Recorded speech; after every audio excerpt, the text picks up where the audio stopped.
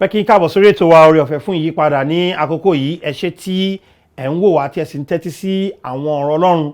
Mo gbàgbọ́ nípa oore ọ̀fẹ́ Kristi pé ọ̀rọ̀ Ọlọ́run ó ń ran ayé ẹnìkọ̀ọ̀kan wa lọ́wọ́ ní ibi gbogbo tí a ti ń wo ètò náà tí a sì ti ń tẹ́tí.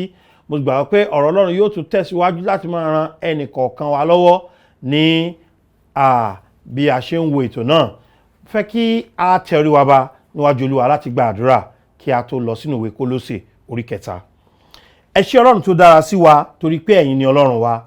Ẹ ṣé fún àǹfààní ńláńlá tí ẹ fún wa láti wà ní àkókò yìí láti gbọ́ ọ̀rọ̀ Ọlọ́run. Mo gbàdúrà pé agbára tí ń bẹ nínú ọ̀rọ̀ yín kí ó lè ran ayé wa lọ́wọ́ lónìí. Mo gbàdúrà pé kí ọ̀rọ̀ yìí kí ó lè so èso rere fún ògo orúkọ mímọ́ yín. Ẹ ṣé fún ìfẹ́ tí ẹ ní sí wa. Ẹ ṣé fún oore ọ̀fẹ́ àti òmìnira tá a ní láti lè ṣí Bíbélì ní ibikíbi ní àkókò tí ó bá wù wá ní orílẹ̀-èdè yìí. Ògo ni fún orúkọ mímọ́ yín ní orúkọ Jésù Kristi Olúwa wa. Àmín. Kólósè orí 3. Kólósè orí 3. Mo fẹ́ ka ẹsẹ̀ Bíbélì kan tí yóò darí mi lọ sí ọ̀pọ̀lọpọ̀ ẹsẹ̀ Bíbélì tí a ó tún kà ní àkókò yìí. Ẹ gbọ́ gbólóhùn tí ó fi bẹ̀rẹ̀ ọ̀rọ̀ náà. Ó ní ẹ jẹ́ kí ọ̀rọ̀ Kristi máa gbé inú yín ní ọ̀pọ̀lọpọ̀ nínú ọgbọ́n gbogbo, kí ẹ máa kọ́ kí ẹ sì máa gbára yín níyànjú nínú sáàmù àti orin ìyìn àti orin ẹ̀mí. Ẹ máa fi oore ọ̀fẹ́ kọrin lí ọkàn yín sí Olúwa. Ẹ gbọ́ gbólóhùn yẹn tí ó kọ́kọ́ sọ. Ó ní ẹ jẹ́ kí ọ̀rọ̀ Kristi máa gbé inú yín ní ọ̀pọ̀lọpọ̀. Tí ènìyàn bá nílò nǹkan kan láyé rẹ̀ tí yóò ran ayé ẹ̀ lọ́wọ́ kọjá ọgbọ́n ìmọ̀ àtòyé ara rẹ̀ gan, òun ni ọ̀rọ̀ Kristi. Èmi gẹ́gẹ́ bí ìránṣẹ́ Ọlọ́run, kí ni mo nílò tó lè ran ayé mi lọ́wọ́, tó lè ran ẹbí mi lọ́wọ́, tó lè ran iṣẹ́ mi lọ́wọ́? Òun náà ni ọ̀rọ̀ Kristi. Ẹ̀yin gẹ́gẹ́ bí olùgbọ́ mi ní ibi gbogbo tẹ́ wà, ọ̀pọ̀lọpọ̀ yín jẹ́ ìránṣẹ́ Ọlọ́run, ọ̀pọ̀lọpọ̀ yín jẹ́ oníṣẹ́ ọwọ́, ọ̀pọ̀lọpọ̀ yín jẹ́ oníṣòwò, ọ̀pọ̀lọpọ̀ yín jẹ́ òṣìṣẹ́ ìjọba tàbí òṣìṣẹ́ aládàáni ní ibì kan tàbí òmíràn. Mo fẹ́ sọ fún yín pé tí ẹ bá nílò nǹkan kan nínú ayé yín tó ṣe pàtàkì, òun náà ni ọ̀rọ̀ Ọlọ́run. Bíbélì wa pa níyànjú pé àwa la ó gbà láàyè. Ẹ gbọ́, ó ní ẹ jẹ́, ó túmọ̀ sí pé ẹ fúnra yín ní àǹfààní kí ẹ gba ọ̀rọ̀ Kristi láàyè lọ́kàn yín. Ẹ gbọ́, ó ní ẹ jẹ́ kí ọ̀rọ̀ Kristi máa gbé inú yín. Ibo ló ní kó máa gbé inú wa? Ọ̀nà wo ló ní kó máa gbé inú wa? Ó ní kó máa gbé inú wa ní ọ̀pọ̀lọpọ̀. Ó túmọ̀ sí pé Ọlọ́run fẹ́ kí ọ̀rọ̀ rẹ̀ kí ó wà nínú ọkàn mi àti ní ìgbà gbogbo, lọ́sàn-án, láàárọ̀, lóru, níbi tá a bá ti ń jẹun, níbi tá a bá ti ń sùn, níbi tá a bá ti ń ṣe ohunkóhun tá a bá ń ṣe, ohun gbogbo tá a bá ń ṣe, kí ọ̀rọ̀ Kristi kó máa ṣe kí ni o, kó máa gbé nínú wa. Ní àìpẹ́ yìí, mo bẹ̀ ẹnìkan wò ní ilé ìwòsàn. Ó bímọ. Ọ̀rẹ́ mi dáadáa ló ń tàn. Nígbà tí mo ṣàkíyèsí pé arábìnrin yẹn, nígbà tí mo jókòó tì tí mo ń kí, mo ṣàkíyèsí pé ibùsùn tó gbọ́mọ yẹn sí, ó ṣí Bíbélì kan síbi ìgbèrí ọmọ báyìí. Ṣé rí lábẹ́ ibùsùn yẹn, wọ́n tún tẹ́ Bíbélì kan bẹ̀. Mo tún rí pé ilé ìwòsàn yẹn, àwọn náà fi Bíbélì kan sẹ́gbẹ̀ẹ́. Ó wá jẹ́ Bíbélì 3 tí wọ́n fi yí ọmọ ká. Mo wí fún arábìnrin náà, mo ní ẹ ti ṣí sáàmù síbi ìgbèrí ọmọ. Eléyìí kọ́ láàbò ọmọ. Dídí ìlérí ọ̀rọ̀ Ọlọ́run mú, ṣíṣe ohun tí ọ̀rọ̀ Ọlọ́run sọ, kí ìwọ ìyá gbàgbọ́, kó máa gbénú ọkàn ìwọ ìyá, òun ni yóò ran ọmọ lọ́wọ́. Kì í ṣe Bíbélì ṣíṣí sí ìyàn lórí. Ní ọ̀pọ̀lọpọ̀ ìgbà tá a bá lọ síbi ìpàdé àdúrà, òun ni wọ́n máa sọ fún wa pé ká máa mú Bíbélì sókè báyìí. Àwa bẹ̀rẹ̀ sí lò ní idà. Àwa aláfin pa ẹnìkan. Rárá, lóòótọ́ ni idà ẹ̀mí ni. Lóòótọ́ ni idà ẹ̀mí ni. Ṣùgbọ́n àṣìlò ní fi Bíbélì máa ṣáàdá. Bẹ́ẹ̀ kọ́. Ní ayé òde òní tá a wà yìí, kí tún ni mo ṣàkíyèsí pé ọ̀rọ̀ arúnisókè òun làwọn ènìyàn ń tẹ̀lé jù. ó ló ń gbé nínú ọ̀pọ̀lọpọ̀ ènìyàn, ó sì ń gbé nínú ọ̀pọ̀lọpọ̀ àwọn ènìyàn ní ọ̀pọ̀lọpọ̀. Láìpẹ́ yìí wọ́n bẹ̀rẹ̀ sí sọ̀rọ̀ nípa ọ̀bọ. Wọ́n á sọ pé ọ̀bọ ìdí tó fi fẹ́ràn ọ̀gẹ̀dẹ̀ ó ní pé kò lè dá igi ọ̀gẹ̀dẹ̀ pọ́n. Àfikọ́kùnrin kan ṣe tó fi hàn wá ní ẹ̀gbẹ́ kan pé àwọn ọ̀bọ a máa gungi ọ̀gẹ̀dẹ̀ dáadáa tí wọ́n tiẹ̀ lọ kọ́ gẹ̀dẹ̀ gan lórí ẹ̀. Ọ̀rọ̀ àwọn arúnisókè nǹkan ló yẹ kó máa gbé nínú wa lọ́pọ̀lọpọ̀.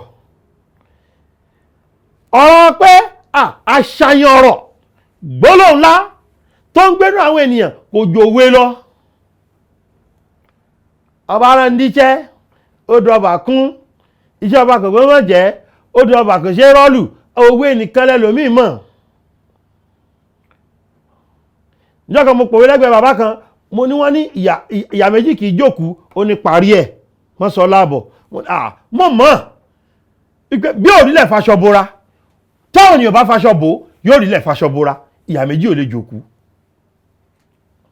Ṣùgbọ́n kì í ṣe òwe ló yẹ kó máa gbénu wa lọ́pọ̀lọpọ̀. Ó dá kọ́mọ̀wé, ó fi hàn irú ọmọ ilẹ̀ ibi tá a ti wá àti bí wọ́n ṣe máa ń sọ. Ní ọdún kan mo fún àwọn ọmọ kéékèèké kan ní ẹ̀bùn wípé ẹ̀bùn kérésì rèé o, mo bá sì kó àwọn nǹkan oúnjẹ, àwọn kan pẹ́kẹ̀pẹ́ táwọn ọmọdé máa ń fẹ́ràn. Ìyá kan bá ní ṣé ò mọ̀ ni wípé àwọn ọmọ kálíkì tí wọ́n tọ́kọ̀ ṣe, àwọn ni kò jẹ́ ká mọ̀ yàtọ̀ láàrin èèyàn gidi àti wèrè. Àwọn ò mọ̀ bóyá in tí mo fáwọn ọmọ ẹ̀ pé mo fẹ́ fi ṣe nǹkan kan ni. Ní ọ̀pọ̀lọpọ̀ gbà òwe olóngbénu wa lọ́pọ̀lọpọ̀. Ọ̀rọ̀ àwọn arúnisókè àṣàyàn ọ̀rọ̀ olóngbénu wa lọ́pọ̀lọpọ̀. Ṣẹ́mọ̀kan mi tó ń gbénu wa lọ́pọ̀lọpọ̀ ó ní ìrírí àyíká. Àwọn tó ń ṣẹlẹ̀ láyìíká àti àyídá wa ó ń gbénu wa ní ọ̀pọ̀lọpọ̀. Ṣùgbọ́n tí Ọlọ́run gbà wá níyànjú pé ó gbọ́dọ̀ máa gbénu wa lọ́pọ̀lọpọ̀ ní kíni o, ọ̀rọ̀ Kristi. Kí nìdí tó fi gbà wá níyànjú pé ọ̀rọ̀ Kristi ló gbọ́dọ̀ máa gbénu wa lọ́pọ̀lọpọ̀? Ẹ̀yin náà wo orin Dáfídì 119 ẹsẹ̀ 150, Psalm 119 verse 89. Láì Olúwa ọ̀rọ̀ rẹ̀ kalẹ̀ lí ọ̀run. Olúwa láì ọ̀rọ̀ rẹ̀ kalẹ̀ lí ọ̀run. Ẹ gbọ́, kí ni tó wúlò? Ó ní pé ọ̀rọ̀ Kristi ó fìdí múlẹ̀. Ṣé ọ̀rọ̀ Kristi kì í ṣe ọ̀rọ̀ tó ṣe tanù? Ṣé rí màmá mi máa sọ̀rọ̀ kan fún mi pé wo tí n bá fẹ́ yín jẹ́ òbí fún ọ jẹ má jẹ́, ṣùgbọ́n tí n bá sọ̀rọ̀ fún ọ gbọ́, ṣùgbọ́n ju ohun tí màmá mi lè sọ lọ ó lè yẹ. Ohun tí màmá mi bá sọ ó lè ṣe kí ni ó lè yẹ. Bọ̀ ṣé rí ohun tí Kristi bá sọ kò lè yẹ. Bíbélì wípé ó gbé ọ̀rọ̀ rẹ̀ ga ju gbogbo orúkọ rẹ̀ lọ. Ẹ wá máa gbọ́, orúkọ mélòó gan l'Ọlọ́run jẹ́ tèmi àti yín mọ̀. Olórúkọ tá ò lè kà tán l'Ọlọ́run. Bá a ṣe ń pè l'Olódùmarè là ń pè ní alágbára, là ń pè ní ọba ayérayé, là ń pè ní àìkú, àwọn ń pè ní àìṣá, òun là ń pè ní àìpàkòdà. Bá a ṣe ń pè lọ́pọ̀lọpọ̀ orúkọ yẹn tó sì jẹ́ pé orúkọ Olúwa, Bíbélì sọ pé ilé ìṣọ́ agbára ni, orúkọ tó lágbára lórúkọ Ọlọ́run. Bíbélì wá sọ pé nǹkan kan tó wà tọ́lọ́run tún ní tó tún ga ju orúkọ rẹ̀ lọ, òun náà ní kí ni ọ̀rọ̀ rẹ̀. Fúnra Ọlọ́run ló gbé ọ̀rọ̀ rẹ̀ ga ju gbogbo orúkọ rẹ̀ lọ. Gbọ́, Bíbélì wá sọ fún wa pé láì Olúwa ọ̀rọ̀ rẹ̀ kalẹ̀ lí ọ̀run. Ohun tó fìdí múlẹ̀ ọ̀rọ̀ Ọlọ́run ni. Kì í kàṣẹ pọ́ fìdí múlẹ̀ nìkan, ṣùgbọ́n ọ̀rọ̀ Ọlọ́run yìí ó tún dájú. Pétérù 2 orí 1. Mo ní ọ̀rọ̀ Ọlọ́run kí ni ìdí tó fi jẹ́ pé ọ̀rọ̀ Kristi ló yẹ kó máa gbénu wa? Torí pé ẹni ó kalẹ̀, ó fìdí múlẹ̀, ó dúró ṣinṣin, ọ̀rọ̀ Kristi dájú gbà. Ṣùgbọ́n kì í kàṣẹ pé ó kalẹ̀ nìkan, ṣùgbọ́n ọ̀rọ̀ Kristi ṣe kí ni ó dájú. Pétérù 1 orí 2 ẹsẹ̀ 19. Ní a ó rí pé ó sọ̀rọ̀ láti bí ẹsẹ̀ 17 yẹn bí àwọn Pétérù ṣe rí ọlá ńlá Ọlọ́run nípasẹ̀ pé wọ́n wà lórí òkè níbi tí Jésù ti yí apádà tó ti rí ògo rẹ̀, tí Èlíjà àti Mósè sì ti sọ̀kalẹ̀ tọ̀ wá. Bíbélì wá sọ fún wa ní ẹsẹ̀ ìkọkàndínlógún yẹn pé nígbà bó tilẹ̀ jẹ́ pé wọ́n rí ògo rẹ̀ tí wọ́n ti sọ pé já mọ́ gbé bí Olúwa. Bíbélì wá sọ ní ẹsẹ̀ kan pé àwa sì ní ọ̀rọ̀ àsọtẹ́lẹ̀ tí ó fẹsẹ̀ múlẹ̀ jù bẹ́ẹ̀ lọ. Ohun tó ń sọ ni pé kì í kẹ́sẹ̀ pé ọ̀rọ̀ Ọlọ́run ó kalẹ̀ nìkan, ṣùgbọ́n kí ló tún ṣe ó dájú, ó fẹsẹ̀ múlẹ̀. Kí ló fẹsẹ̀ múlẹ̀ ju ó fẹsẹ̀ múlẹ̀ ju ìran lọ, ó fẹsẹ̀ múlẹ̀ ju àlá lọ, ó fẹsẹ̀ múlẹ̀, ó fi ẹsẹ̀ múlẹ̀ ju ìrírí rẹ lọ. Ṣé rí ìrírí ti kó bọ́ ọ̀pọ̀lọpọ̀, ọ̀rọ̀ Ọlọ́run kò lè kó bọ́.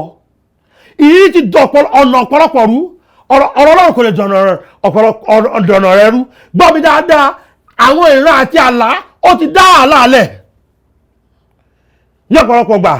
Nígbà tí arábìnrin bá sọ pé àwọn lálàrí ìyàwó olùṣọ́àgùtàn wọn tó dúró sẹ́nu ọ̀nà tí ò já wọn wọlé.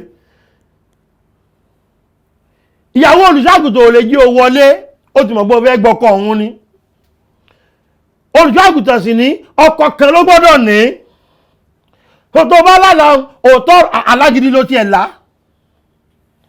Ìgbà kò ṣe ìtumọ̀ rẹ̀ kìí ṣe pé mọ́mì lájẹ́, mọ́mì ọ̀la jẹ́. Mọ́mì dúró lórí tí wọ́n ń dìmú ti ṣe ni pé ilé àwọn ò gbọ́dọ̀ tú. Ìrankíran ló rí, àlàkálà ló ń lá torí ó wù ọ́ kí mọ́mì ò kú òun bẹ́ẹ̀ kí wọ́n gbàbẹ̀ ni. Èròǹgbà ọkàn rẹ nu. Gbọ́ mi dáadáa, ọ̀rọ̀ Ọlọ́run ló fìdí múlẹ̀. Àwọn àlá wọ́n ti da ìdílé rú, àwọn ìran wọ́n ti da ìdílé rú, àwọn ìrírí wọ́n ti da ìdílé rú. Ṣùgbọ́n ọ̀rọ̀ Ọlọ́run ó sọ ìdílé pọ̀ ni, ọ̀rọ̀ Ọlọ́run ó ń gbé ìdílé ró ni. Jẹ́ kí n sọ fún ọ pé ó fi ìdí múlẹ̀ ju àlá lọ, ó fi ìdí múlẹ̀ ju ìran lọ, ó fi ìdí múlẹ̀ ju ìrírí lọ. Ọ̀rọ̀ Ọlọ́run kalẹ̀ ní ọ̀run, ọ̀rọ̀ Ọlọ́run ó dájú. Òun ni Bíbélì sọ pé jẹ́ kó máa gbé nínú ọkàn rẹ̀. Jẹ́ kí n sọ nǹkan bí tọrọ Ọlọ́run jẹ́ fún ọ. Bíbélì sọ pé ó yè, ó mú dáadáa. Hébérù orí 4 ẹsẹ̀ 12. Nítorí ọ̀rọ̀ Ọlọ́run yè, ó sì lágbára, ó sì mú ju ìdàkídà olójú méjì lọ, ó sì ń gún ni àní títí dé pípín ọkàn àti ẹ̀mí níyà, pípín ọkàn àti ẹ̀mí níyà, àti oríkèé àti ọ̀rá inú egungun. Òun sì ní olùmọ̀ èrò inú àti etí ọkàn. Ọ̀rọ̀ Ọlọ́run rí wa tán, ó yè. Bíbélì sọ pé ó ṣe kí ni ó lágbára. Irú agbára wo ló ní láti tó ayé wa ṣe? Irú agbára wo ló ní láti sọ wá di ńlá? Irú agbára wo ló ní láti gbé wa sókè? Irú agbára wo ló ní láti sọ wá di ẹni ọ̀tọ̀? Ọlọ́run yè, ó sì lágbára. Ọlọ́run yè, ó sì lágbára. Ó lágbára, ó mú ju gbogbo idà lọ. Ó ń gún ni, ó ń wọlé dáadáa. Ọlọ́run ti yí ọ̀pọ̀lọpọ̀ ọ̀mùtí padà sí ẹni tí kì í mutí. Ọlọ́run ti yí ọ̀pọ̀lọpọ̀ amúgbó padà sí ẹni tí kì í mugbó. Ọlọ́run ti yí ọ̀pọ̀lọpọ̀ abọ̀rìṣà padà sí ẹni tí kì í bọ̀rìṣà, tí wọ́n sin Ọlọ́run alààyè. Mo ń sọ fún ọ pé jẹ́ kí ọ̀rọ̀ Kristi yìí kó máa gbénú rẹ̀. Torí pé ọ̀pọ̀lọpọ̀ nǹkan tó dáa ni yóò mú wá fún ọ. Kí ni àwọn nǹkan tó dáa tí yóò mú wá fún ọ? Ení, yóò mú ìtùnú wá fún ọ.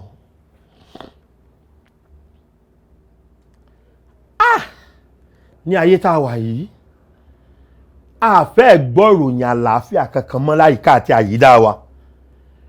Wàhálà oríṣiríṣi tá ń ṣe ìrírí rẹ̀ ní ayé tí a wà yìí ó lágbára púpọ̀.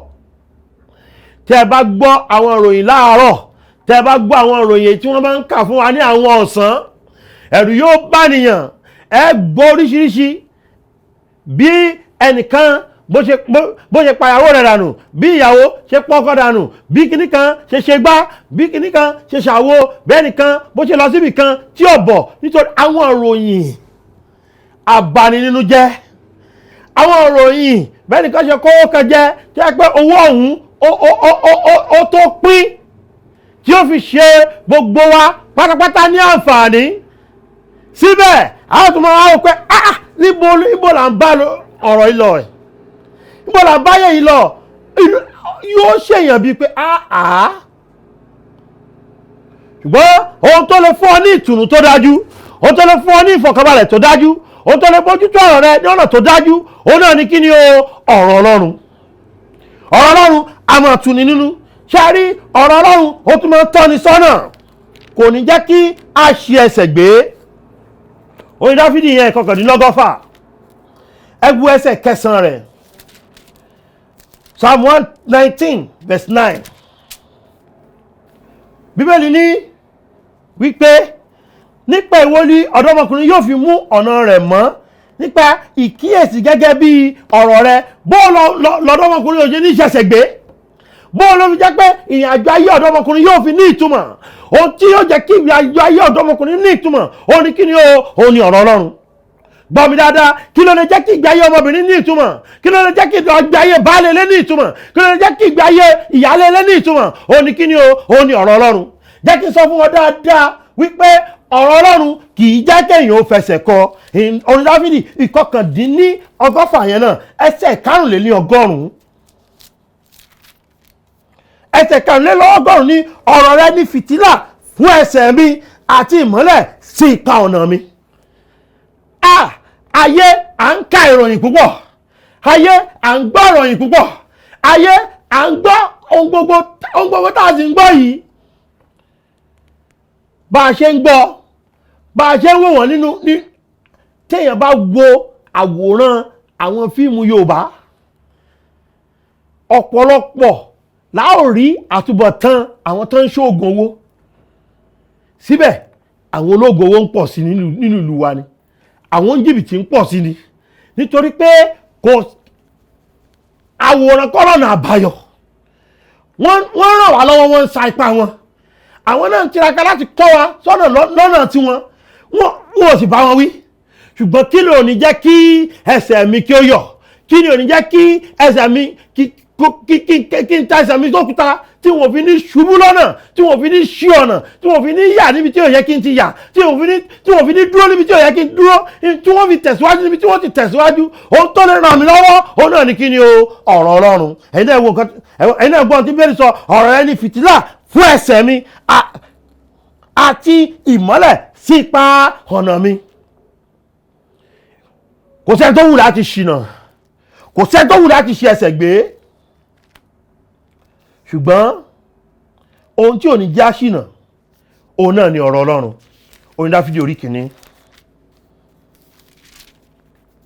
Bẹ́ẹ̀ sọ pé ìbùkún ni fún ọkùnrin náà tí kò rìn ní ìmọ̀ àwọn ènìyàn búburú, tí kò dúró lí ọ̀nà àwọn ẹlẹ́ṣẹ̀, àti kò sì jókòó lí ibùjókòó àwọn ẹlẹ́gàn. Ṣùgbọ́n dídùn inú rẹ̀ wà lí òfin Olúwa, àti nínú òfin rẹ̀ lí ó ń ṣe àṣàrò lí ọ̀sán àti lí òru. Ẹ wá gbọ́ àǹfààní tó wà nínú pé ìdúdú inú rẹ̀ wà ní òfin Olúwa, ó sì ṣẹ̀ṣẹ̀ ní òfin Olúwa lọ́sàn àti lóru. Ó ní yóò sì dàbí igi tí a gbìn sí ipa odò, tí ń so èso rẹ̀ jáde ní àkókò rẹ̀. Kí o fẹ́ káyè rẹ léso gidi, o fẹ́ káyè rẹ kó ní èso gidi tó nítumọ̀, inú ọ̀rọ̀ Ọlọ́run ni. Kí o tó bá ti lè tẹ̀lé ọ̀rọ̀ Ọlọ́run, ó rí pé àwọn èso tí ó táyé rẹ jáde yóò jẹ́ àwọn èso tó nítumọ̀. Wọn ò kàn sọ̀rọ̀ yìí lásán. Olórin kan sọ pé òtítọ́ lọ̀rọ̀ náà. Olórin kan sọ pé Bíbélì mímọ́ tọ̀run, ọ̀wọ́n ìṣúra tèmi. Olóhùn sọ bí mo ṣe wà, Olóhùn sọ bí mo ti rí, Olóhùn kọ́ mi bí mo ṣìnà, Olóhùn fi ìfẹ́ Olúwa hàn. Bíbélì mímọ́ tọ̀run. Ṣé a rí Bíbélì mímọ́? Ìwé ayérayé ni, ìwé tó lágbára ni. Kì í ṣe ohun tá a nílò láti ṣe láti borí èṣù, òun náà ni ọ̀rọ̀ Ọlọ́run, ká mọ ọ̀rọ̀ Ọlọ́run. Ìpèníjà yẹn wá ni pé jẹ́ kí ọ̀rọ̀ Kristi máa gbé inú rẹ lọ́pọ̀lọpọ̀. Kọ́ sórí, ṣàṣàrò nínú rẹ̀. Gbọ́, mo tútù sọ, ìbùkún ni fún kí jẹ́ tó ń gbọ́, kọ́ sórí, ìbùkún ni fún kí kọ́ sórí, gbọ́, ṣàṣàrò nínú rẹ̀, ìbùkún ni tó ń ṣàṣàrò nínú rẹ̀. Ó ló ti ẹ̀ṣọ̀nà rẹ ní rere ni.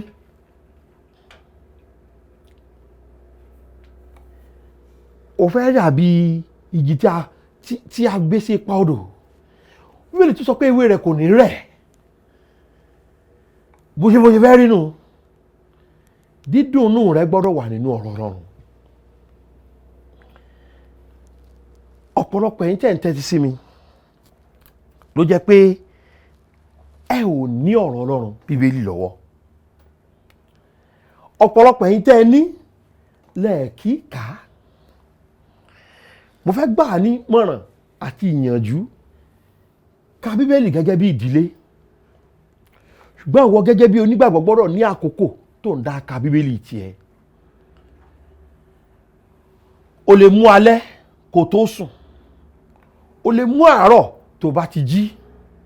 Tó bá jákẹ́kọ̀ọ́ kó tó máa kàwé. Wọ́n tiẹ̀ lè wà ní ìtọ́jú pé ò ń gbọ́ mi lákòókò yìí ìmẹ̀bò ká ó lè pe ẹni tí ó máa kà fún ọ.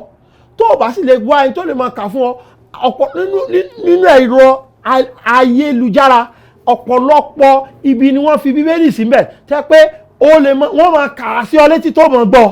Orin Dáfídì ìwé kìíní orin kìíní ayọ̀ tòótọ́. Ìbùkún ni fún ọkùnrin náà tí kò rìn ní ìmọ̀ àwọn ènìyàn búburú, tí kò dúró lé ọ̀nà àwọn ẹlẹ́ṣẹ̀, àti tí kò sì jókòó ní ibùjókòó àwọn ẹlẹ́gàn. Ọ̀rọ̀ Ọlọ́run ó lè tún ayé rẹ ṣe. Ó lè ní ipa tí ó lágbára. Jẹ́ kí ọ̀rọ̀ Kristi kó máa gbé inú yín lọ́pọ̀lọpọ̀. Ẹni tí ó bá ti kà ọ̀rọ̀ Kristi ò lè gbé inú rẹ̀. Ẹni tí ó bá ti kà kò lè rí ìtùnú, kò lè rí ìtọ́ni, gbọ́ kò lè rí ìbùkún bẹ̀. Nǹkan mẹ́ta ńlá ni ìtùnú nínú ayé ìbànújẹ́ yìí. Gbọ́ ìtọ́ni torí pé gbogbo wa la fẹ́ gbé ìgbésẹ̀ tó tọ́. A sì fẹ́ ṣìnà, a fẹ́ dúró níbi tí kò yẹ ká ti dúró, a fẹ́ débi tá à ń lọ ni. Gbọ́ dáadáa, ìbùkún wà ń bẹ̀. Tó bá ń ṣàṣàrò nínú rẹ̀, ó ní ìbùkún nínú. Ayé rẹ yóò sì ní ìtumọ̀ tó bá ń tẹ̀lé ọ̀rọ̀ Ọlọ́run. Mo ti ṣe kíní lẹ́ẹ̀kan rí, mo ti fẹ́ tún ṣe lẹ́ẹ̀kan sí i. Ṣùgbọ́n ní ibòmíràn ni wọ́n ti ṣe pé mo fẹ́ fún àwọn ènìyàn ní Bíbélì 100 ní ọ̀túnla. Bíbélì 100 ní ọ̀túnla.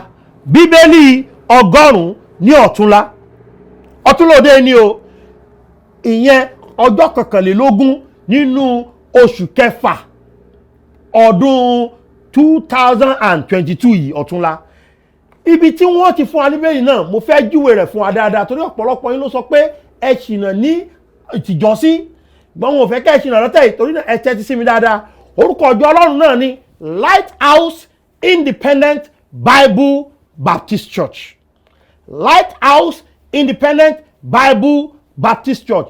Ìbẹ̀ ní Ọlágòkè Àkànó Street ní Àbáyọ̀mí Ìwó Road nìbàdàn.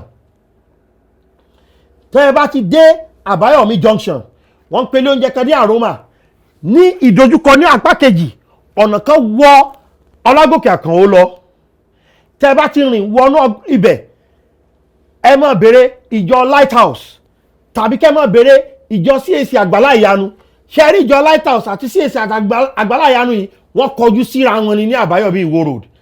Tí ẹ bá ti dé Lighthouse ní aago fọ́ àwọn tó bá kọ́kọ́ dé tó bá ti pọ́gọ́rùn-ún Bíbélì ti tán o.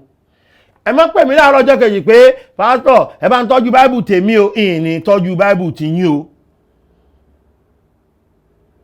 N ò ní tọ́jú rẹ o, ṣùgbọ́n mo fẹ́ fún ọ láǹfààní kó lè máa rí ohun tí ó máa fún ọ ní ìtùnú. Mo fẹ́ fún ọ ní àǹfààní kó lè máa rí ohun tí ó máa fún ọ ní ìtọ́ni. Mo fẹ́ fún ọ ní àǹfààní kó lè máa rí ohun tí ó máa fún ọ ní ìbùkún. Mo ti fẹ́ fún ọ ní àǹfààní kó lè rí ohun tí ó máa fún ọ ní ayé rẹ ní ìtumọ̀. Wá gba Bíbélì tuntun ni kì í ṣàlòkù tuntun. Kò bá jẹ́ èdè òyìnbó kò bá sì jẹ́ èdè Yorùbá. Tí n bá ti pín 100 tán ni wọ́n palẹ̀kùn léèsìn dé. Ẹ̀yẹ́ kí n tún júwe bẹ̀ Lighthouse Independent Bible Baptist Church ní Àbáyọ̀mí ní Ìwó Road. Tí ẹ kò bá mọ ibẹ̀ àwọn nọ́mbà wa mẹ́tẹ̀ẹ̀ta tí wọ́n ti fi sí ojú móhùnmáwòrán yìí òun ni kí ẹ rí dájú pé ẹ pè.